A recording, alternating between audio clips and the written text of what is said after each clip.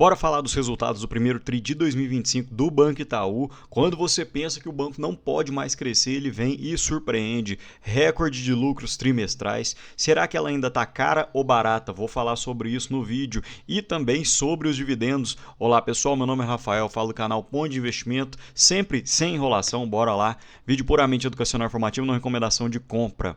Falando um pouco dos destaques do primeiro TRI de 2025, o Itaú completou 100 anos de história, sendo o maior banco da América Latina, possuindo um valor de mercado de 63,2 bilhões, ativos totais 2,8 bi, uma carteira de crédito de 1,3 trilhões, um ROI recorrente de 22,5, sendo o maior entre os bancões da Bolsa Brasileira, um índice de eficiência de 37,5%. Já expliquei em outros vídeos, esse índice quanto menor, melhor, porque relaciona as despesas sobre o lucro, e o número de colaboradores de 96 mil. Só um detalhe do lucro líquido gerencial de 11,1 bilhões no primeiro trimestre de 2025, 93,9% veio do Brasil e 6,1% da América Latina. E esse gráfico que o Itaú sempre coloca em seus slides é fantástico. Queria que outros bancos fizessem um slide parecido com esse, porque fica muito entendível. Na linha cinza seria o custo de capital médio para captação do Banco Itaú, ou seja,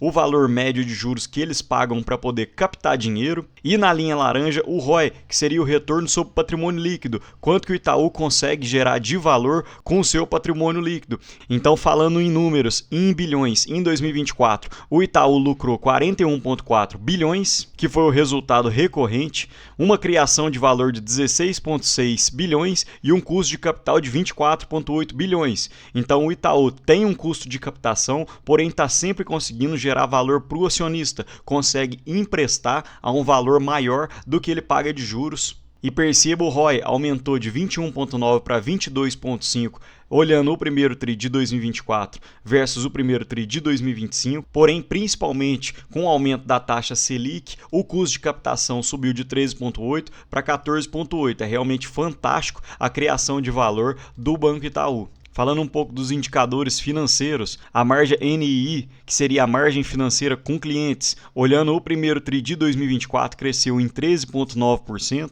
e versus o quarto TRI de 2024, um acréscimo de 3,2%. E perceba que interessante, o Itaú já coloca aqui o primeiro TRI de 2021, 22, 23 e 24. E desde 2001 cresceu com força a margem financeira com clientes. Olhando a margem financeira com o mercado, esse foi um ponto de diminuição, em que o Itaú desceu de 2,5 bilhões do primeiro TRI de 2021 para 0,9 no primeiro TRI de 2025. Porém, houve uma compensação muito maior na margem financeira com clientes, que saiu de 16 bilhões para 29 bilhões, praticamente o dobro. O custo de crédito bem controlado, saiu de 4,1 para 9 bilhões, um aumento grande, porém nem compara com a expansão da carteira de crédito, que foi muito maior do que o custo. Receita de serviços e resultados de seguros saiu de 10,1 bilhões para 13 bilhões e olhando o primeiro TRI de 2025 versus o primeiro TRI de 2024, também uma alta de 5,6%, despesas não recorrentes de juros, uma queda de 5,5% versus o quarto TRI de 2024 e um aumento de 9,8% versus o primeiro TRI de 2024, porém a gente percebe que há um controle nessas despesas, o Itaú tem conseguido fazer um bom controle, tanto é que conseguiu cair olhando TRI por TRI. E nesse último ponto eu achei fantástico o resultado recorrente, que em 5 anos cresceu praticamente o dobro, saiu de 6,4 bilhões para 11,1 bilhões, um aumento olhando na ótica trimestral de 2,2% e na ótica anual em torno de 14%, um trabalho fantástico que o Itaú vem fazendo.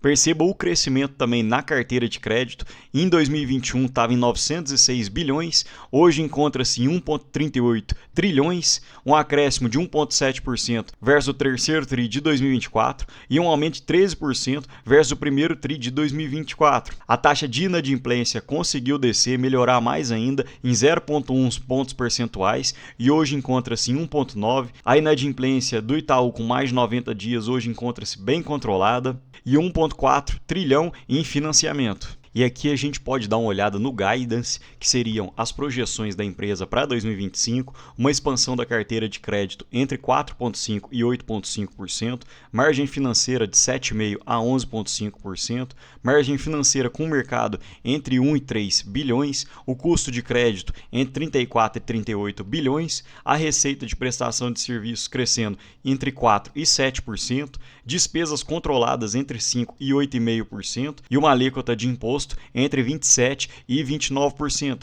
Quis mostrar esse slide rapidinho, mas para mostrar para vocês, percebam essa simulação da Genial Investimento, fantástica essa simulação, em que eles projetam o guidance do Itaú, tanto com o piso, quanto no meio, quanto no topo. Então, olhando, se o Itaú conseguir manter o piso das projeções, ele poderia lucrar em 2025 em torno de 39 bilhões, com um ROI de 18,9%.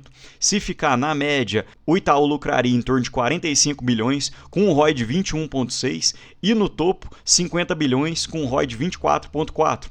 Hoje o Itaú está com um ROI de 22,5%, então, teoricamente, o lucro ficaria em torno de 46, 47 bilhões, porém eu quis ser mais conservador na minha planilha, vou mostrar para vocês em alguns slides a seguir. Falando um pouco de proventos, o Itaú paga proventos mensais, todo mês pinga em torno de 1 centavo, tem uma constância no pagamento de proventos, é uma empresa que sempre pagou, porém os dividendos maiores são em março, junho, setembro e dezembro, pagando em torno de 4 vezes ao ano. E hoje o Itaú trabalha com as ações ordinárias e as ações preferenciais. As ações ordinárias, para mim, que gosto de ficar de olho no dividend yield, são melhores, visto que o Itaú paga o mesmo valor de dividendos tanto para Itube 3 quanto para Itube 4. Então hoje eu preferiria ficar com Itube 3 e riscar Itube 4 se eu fosse comprar o Banco Itaú. Perceba que o PL de Itube 3 hoje é menor, gira em torno de 8,35, então acaba que o dividend yield fica maior, visto que a cotação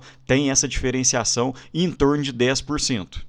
E apenas um detalhe para não falar que eu não mencionei, Itube 3 tem liquidez menor do que Itube 4, então por isso essa diferenciação. A maioria dos investidores de fundos e estrangeiros acabam entrando em Itube 4 porque eles têm que formar uma posição maior, então eles têm que ter uma maior liquidez. Mas para nós que somos apenas pessoas físicas, não tem problema, Itube 3 tem uma liquidez muito tranquila. Falando rapidamente dos resultados, expectativas versus a realidade, o pessoal da Genial projetava um lucro líquido em torno de 11 bilhões e 63 milhões, o mercado em torno de 10,994 bilhões e o reportado foi de 11,128 bilhões, praticamente em linha as três projeções. E realmente o Itaú é uma empresa fantástica, tem gerado muito valor para o acionista, cresceu nos últimos 12 meses, contando proventos e aumento na cotação, 31%, um dos maiores crescimentos no setor financeiro do último ano.